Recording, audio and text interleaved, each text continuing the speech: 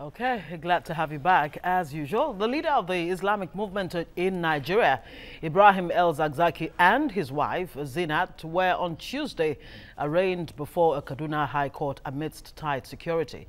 Their appearance marks the first time the Shiite leader would be tried in public since his arrest and detention in December of 2015. The Kaduna state government had filed a fresh 8-count charge against the couple and others for, among other things, allegedly aiding and abetting culpable homicide in the killing of a soldier, in the convoy of the Chief of Army Staff. They were remanded in the custody of the DSS, and the case was adjourned to June the 21st.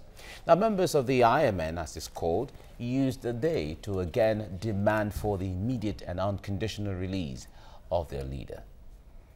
Already, the court of high jurisdiction has given a verdict over a year now that the sheikh must be released unconditionally. And we are still on that stand. Let the sheikh be released. And this is what will bring peace to this nation. And this is what will bring an end to all this that is happening in the country. He's at the risk of losing both eyes. Then he had a long-standing hypertension, for which it's not been quite handled. And to worsen matters, early January this year, he had a mild stroke, which has further deteriorated his health situation. If you saw him, it was like, I think TVC and other channels showed him in January. It was like that, sporting a neck collar and all those sort of things. So it is like that. The wife is equally dissenting. She's been having chronic knee issues, for which I think the doctors had advised for a knee replacement. All right, we have in the studio a lawyer and public affairs analyst, Muyiwa Shobo. Good morning and thanks for joining us. Good morning. Thanks for having me. All right, so 2 years on after he's been in detention, El-Zakzaky finally gets his day in court. What do you think about all of this? And of course, the charges have been laid against him, culpable, homicide, and other charges. I think keeping anyone in jail for 3 years ongoing, whether it's El-Zakzaky or Joe Blow, it's actually egregious and repugnant to the rule of law. Remember, they say justice delayed is justice denied. Yeah. I see no reason why this man should be kept in jail for this long, especially when the court actually ruled before that he should be released on bail. So I don't think it's right. And I was just reading a journal during the week about human rights violation in Nigeria. This case was actually mentioned as an example of it. Why do we have to go down this road? He's the leader of a sectarian group, yes, we know. There was riots in the street. Somebody got killed, a soldier. All right, let's prosecute who's responsible. Now they're charging him for murder by proxy. I don't think they actually know the person who did the killing. But let's even say he's culpable in some instances there. Why keep him in jail for almost 3 years? Why can't we just move on to prosecute him, jail him if we have to? The government is actually undermining its own case by the continuous detention of this man. All right. Now, a lot of people who have been following this issue have agreed unanimously that the government is not handling this case very well, as it's supposed to be. But let us look at it from this perspective. Is there really anything beyond the legal process, maybe political or maybe security, that will warrant the government in holding him and doing whatever they're doing that Nigerians are not aware? Let's talk about the security issue. Remember those terrorists that attacked the United States during the 9/11? They were not even kept in jail for 3 years before trial. And so what is it that this man has done to require that? Security-wise, he's not been labeled a terrorist, at least not yet. They said the Kaduna state government had a panel of inquiry going on. They said the report was released because the Minister for Foreign Affairs, I think Onyema, if I'm correcting his name, I mean, pronouncing his name correctly, was in New York, and he was asked about this particular case, and he represented 2 reporters over there that the Kaduna State had actually released the report, and it's under review. 3 years to review, to report and review a street riot. So I think there's more to it. Whether it be political, religious, we don't know. But if we are punishing because the SSS said it has him in holding somewhere, they don't know where this guy is being held. No access to him. His follower says he's sick, that he's lost one eye or his sights are going. That's not the way to treat a human being.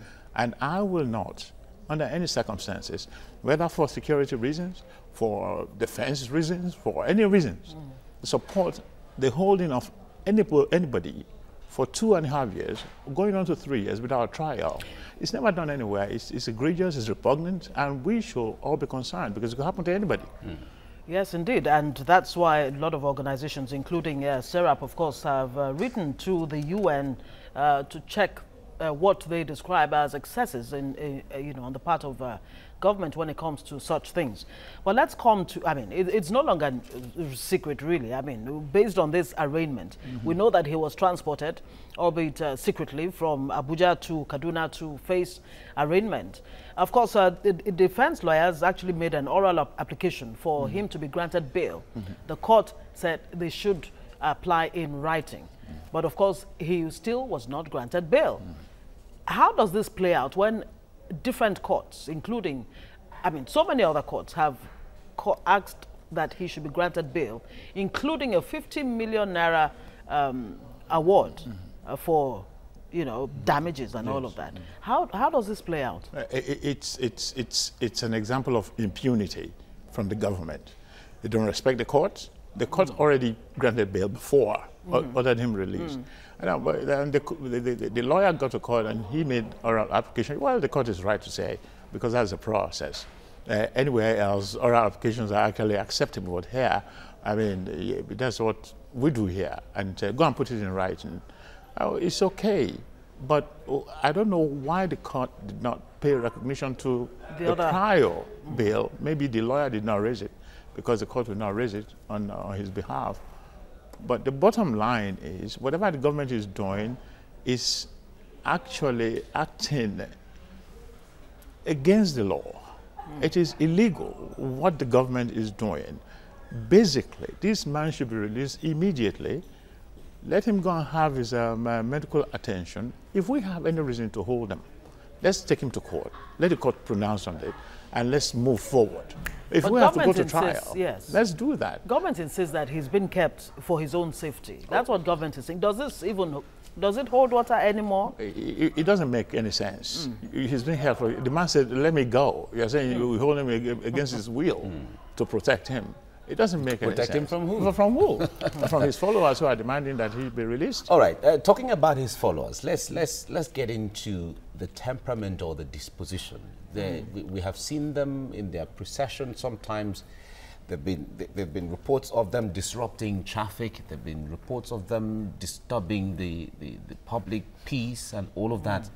Now, they have the right to protest. That is there on one hand. But when it goes beyond what is acceptable, when it infringes on public peace or another person's movement, then it becomes an issue. But what are we looking at? If a scenario happens, anything, we don't pray for anything to happen, anything absurd to happen to him, but what if it happens and in the custody of the DSS, El-Zakzaky either dies or something?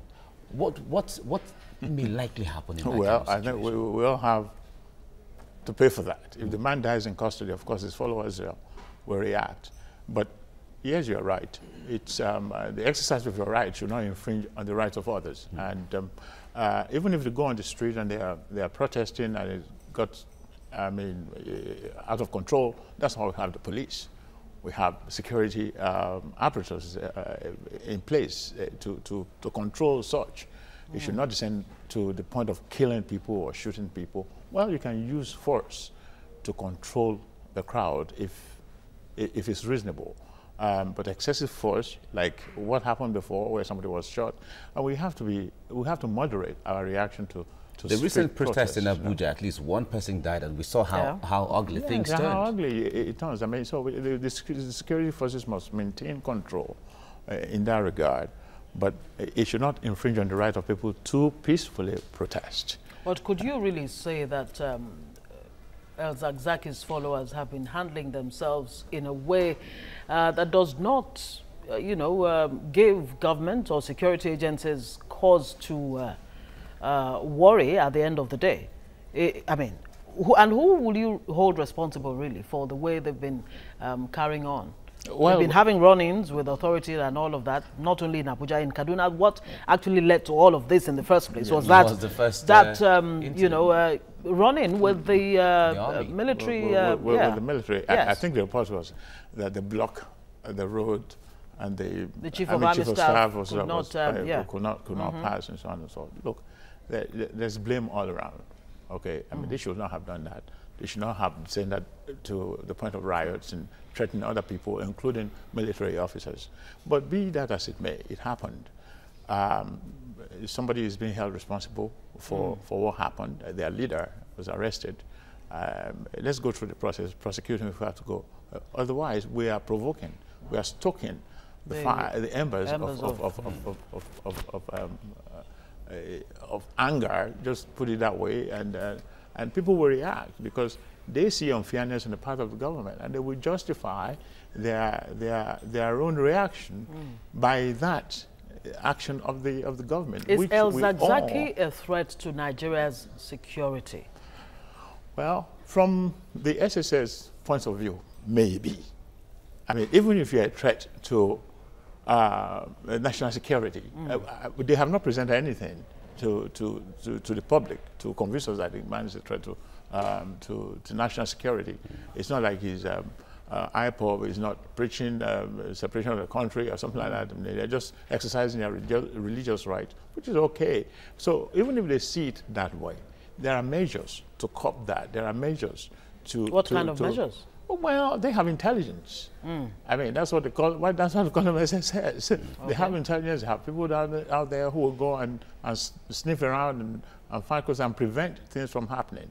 But just to hold them in jail is not. It's not a civilized way of. It's not a civilized way of the issue. But looking at it, we've had an experience with Boko Haram. Yes. And we knew how things went down. The government is towing that line again of not doing it right. Because as far as every civilized institution that concerns Nigerians has said, government is not handling it well, like we were saying earlier. But are we seeing a likely Boko Haram scenario again in this? The Boko Haram scenario is always with us. You will always have people who are disaffected for one reason or the other. I mean, you have people in the Niger Delta rioting before, you have the IPOB. So that kind of situation is, you cannot discount it in any society.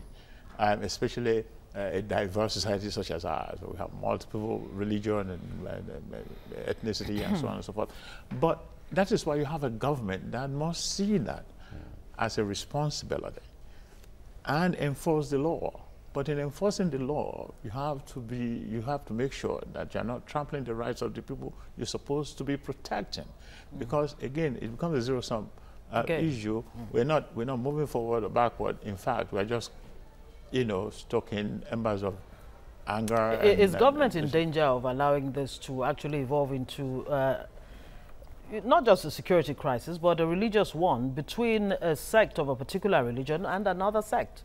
Because there are undertones of that, according to some analysts. Yes, they say I think they're Sunnis. Yes. They're Sunnis.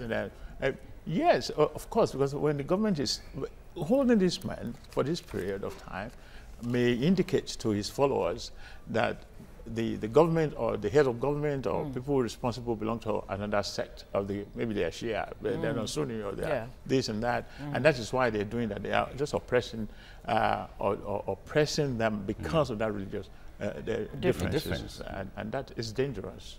All right, what impact is this having? Because there has been allegations against Nigeria when it comes to human rights abuses and all of that. The Nigerian records are not very good right now. And in fact, they've really never really been good when it comes to being up there. But how much more damage is this doing to Nigeria's image when it comes to human rights?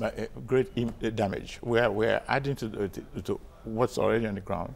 The whole world knows Nigeria for human rights abuses. It's always in the international press. It's all in international journals. And you say, like I said, I was reading one last week, and this case was actually mentioned there. And so we're not doing ourselves any good by continuing this route. Okay. The government must have a rethink, release the man, or present him for trial, and let's just move on. And of course, his defense lawyers have asked for unfettered access to him. They never had access to him, which is another violation of law. An accused person must have access to his or her lawyer at all times. That's the rule of law. All right. Lawyer and public affairs analyst Muyiwa Shobo, thank you very much for joining us this morning. Thanks for having me. Thank you and so have much. a great weekend. Right.